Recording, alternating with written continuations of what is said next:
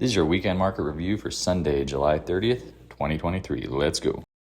Hey everyone, this is my channel to help investors and traders develop a probability-based mindset to succeed.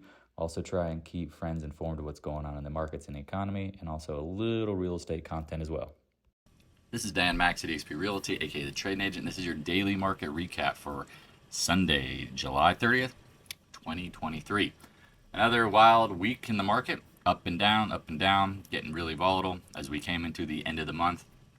Some of the data pushed the market higher. Again, was the data, or was it more of just chasing monthly performance? Good question. We'll know more this week. Last day of the month is on Monday. And you've got, a few things going on. You got Apple, Amazon earnings later in the week. You got some, AMD on Tuesday. You got a few important names. Then you have jobs numbers on Friday. So if you know the seasonality of August, beware. Again, if the market is chopping around during earnings, is it possible that it could rip one more leg higher? Absolutely. Always possible. There's tons of things that can potentially happen out here. As of right now, though, I would just continue to warn people, the more you're up, the less you should own. That's how I would look at it. The market does not go in a straight line forever. And if you believe it does, you should be careful. Again, trading, managing positions, swing trading, they're all a little bit of difference of opinion how to handle them. But either way, you must define your risk, set your stops, and know that at any point you can be wrong. Again, people love to chart, people love to presume that based on, hey, I see this, Dan sees that. It doesn't work like that. Sometimes you're going to be wrong. You don't know why something's happening until the after, and that's the problem here sometimes. So, got any questions, please reach out. Hit us up on the Discord room. Link is in the description below. Twitter, I guess X, now is it called? Follow us for information, posting charts, posting what we're seeing, posting what we think is important. Tons of stuff going on.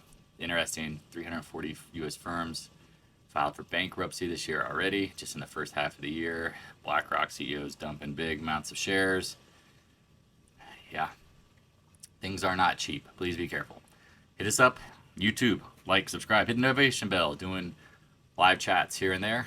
Let me know if you have any questions. Again, always hit me up if you have any thoughts, concerns, questions, need links. All right, Fed Fund futures, we're going into the next meeting. It's more than likely going to be a pause. We'll see. At this point, just save this link, pay attention to it. The closer you get towards actual this meeting in September, the better you can know where we're at. Bitcoin, as we've talked about, him and hers top. A lot of people want to buy materials. There's been some nice rises in oil, some of these things, and it makes sense. And we talked about the potential pops and all this stuff. But the best time to buy will be in the Fed pivoting. But things like certain like gold and certain things like Bitcoin, they seem to be stuck. At this point, I just wouldn't leave them. I'd leave them alone. Oil, we talked about holding the range lows. Talked about if you broke over this 75, could you get into the low 80s? Seems possible. It's been a nice month for oil. Keep that in mind. Natural gas, just kind of sick, stuck, going nowhere. Also forgot, if you're new to the channel, want to join or check out the website, thetradingagent.com.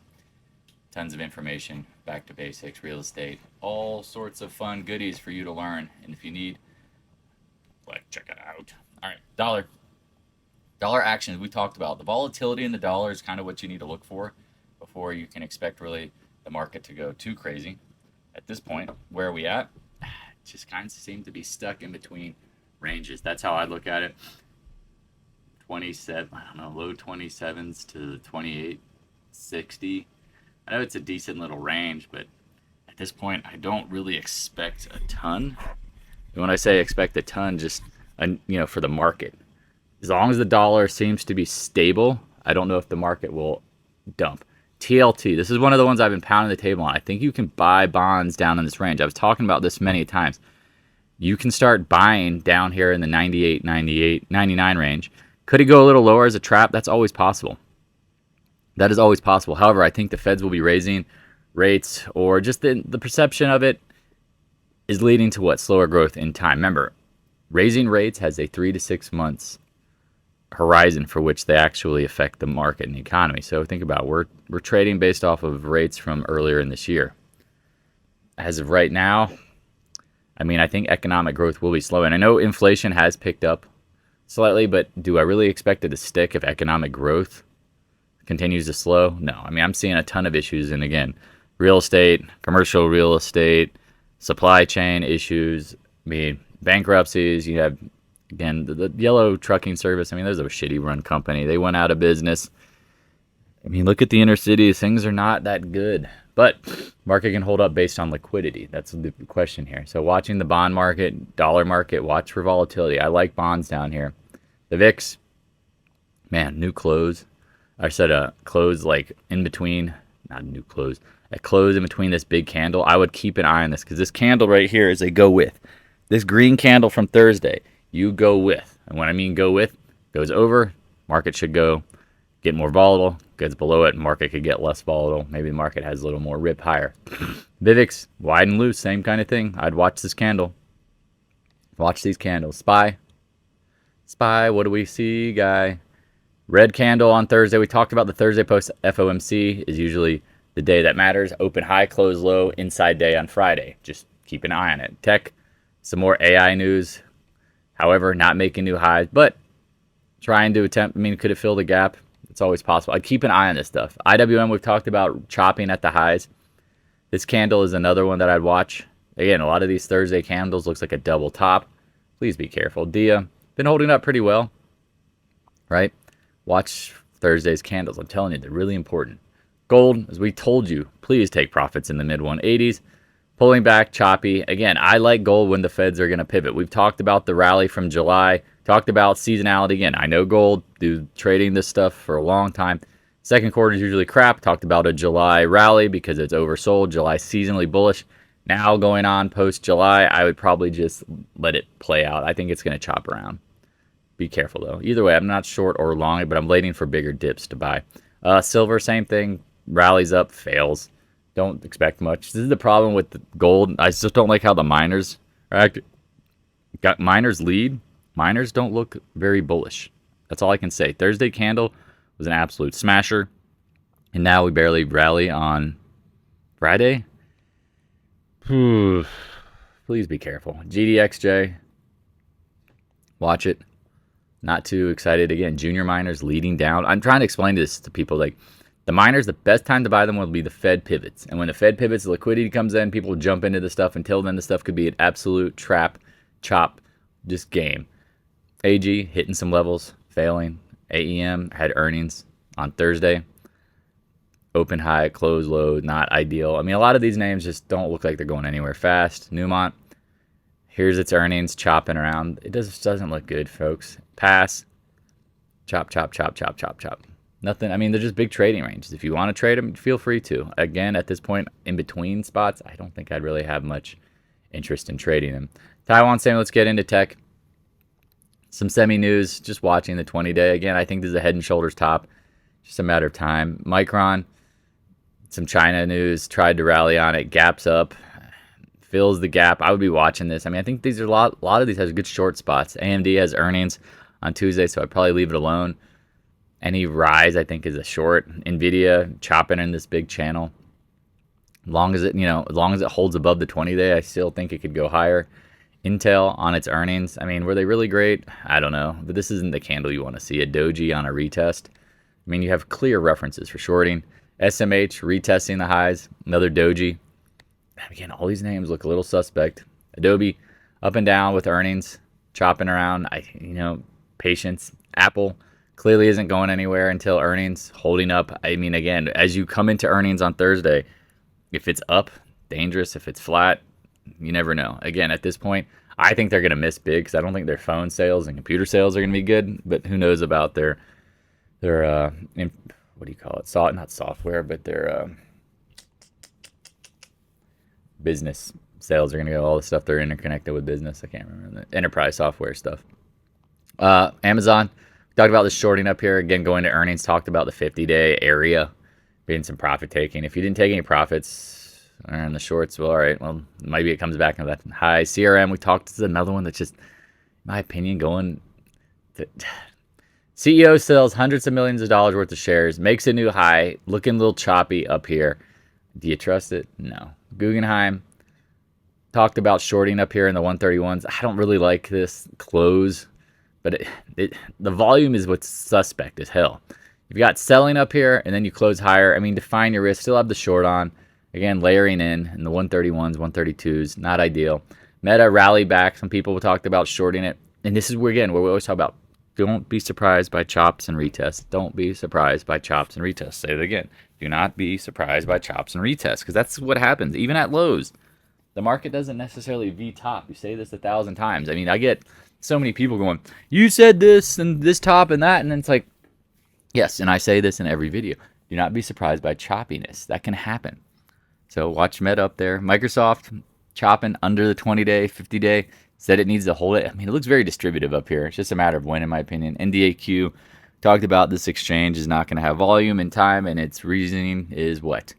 Tech is not going to lead out of the next bull cycle. Very clear. MicroStrategy. This one's been holding up with Bitcoin kind of chopping around. I think the 20 days coming in hot. Said any pop, probably a short over 450. Looking pretty good. Netflix, dead cat bounce, holding the 50-day. Not surprised. Could have hit the 20-day. Stuff dropped down.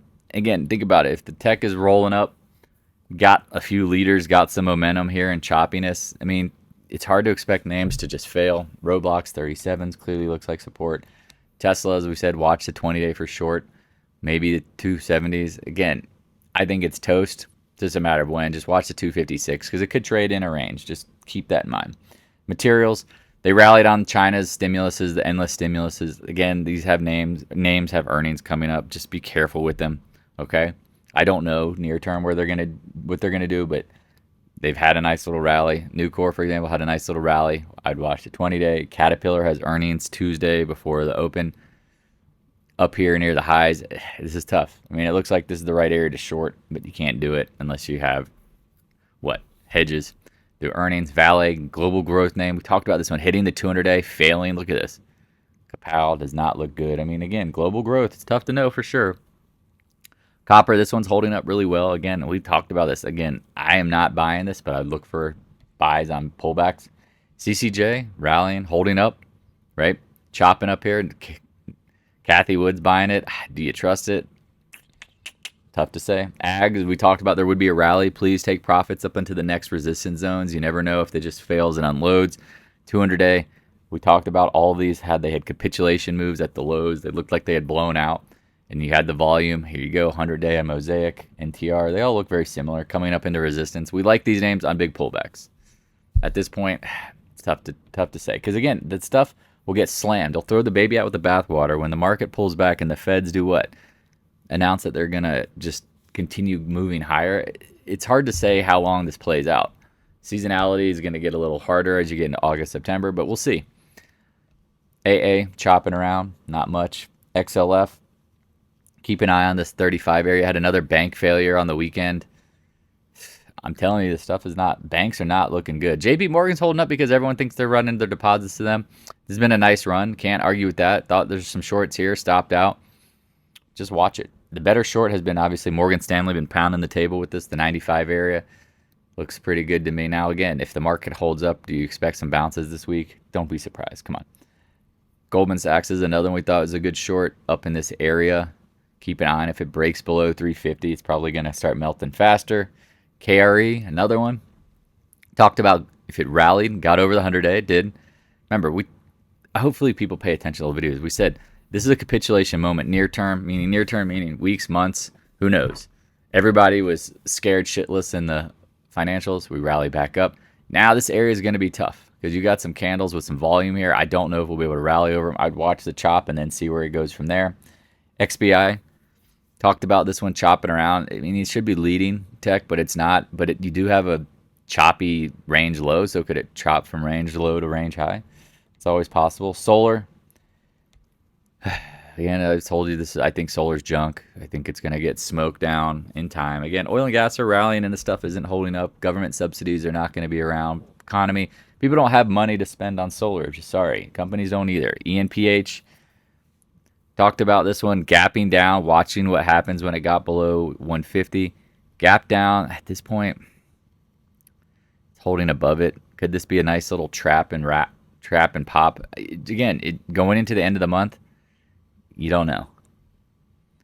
I wouldn't be surprised if it rallied back, then it would be a short. Sedge, same kind of thing with earnings. Goodbye.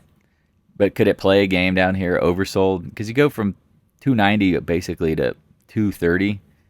don't be surprised if it chops back a little bit, especially if the market's holding up. That's the key. If the market holds up, the stuff won't unload completely. First solar, we talked about shorting any pop. Look at that.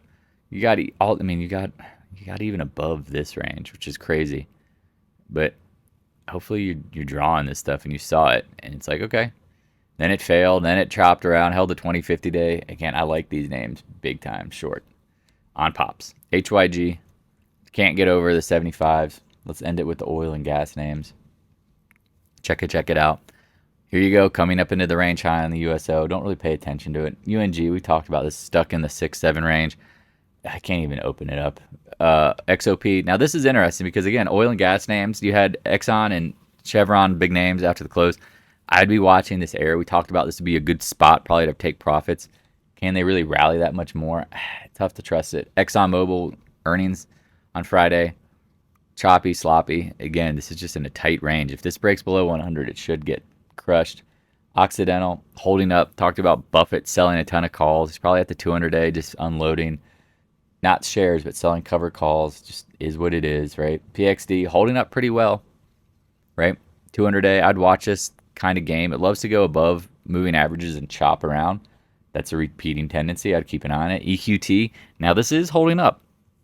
We talked about the 40 area. Look at this gap down. Opens high, or sorry, closes near the highs. Now, could it come into the next range? Potentially. Again, I like natural gas names long term on dips. This now, I don't know. I personally would just leave it alone.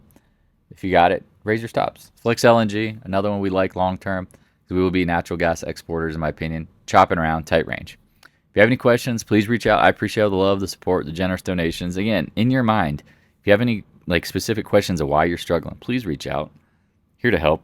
Now, if I can't answer your question immediately, that's just the nature of the business. I'll try to do my best. I really am here for you guys. If you have any questions, please reach out, and have a great weekend. Talk to you later. Hey, thanks for watching. If you have any questions, stop by the Discord room. A link is in the description below. Also, if you'd like to help support more free content, the PayPal link is in the description as well. I appreciate your continued support of the channel.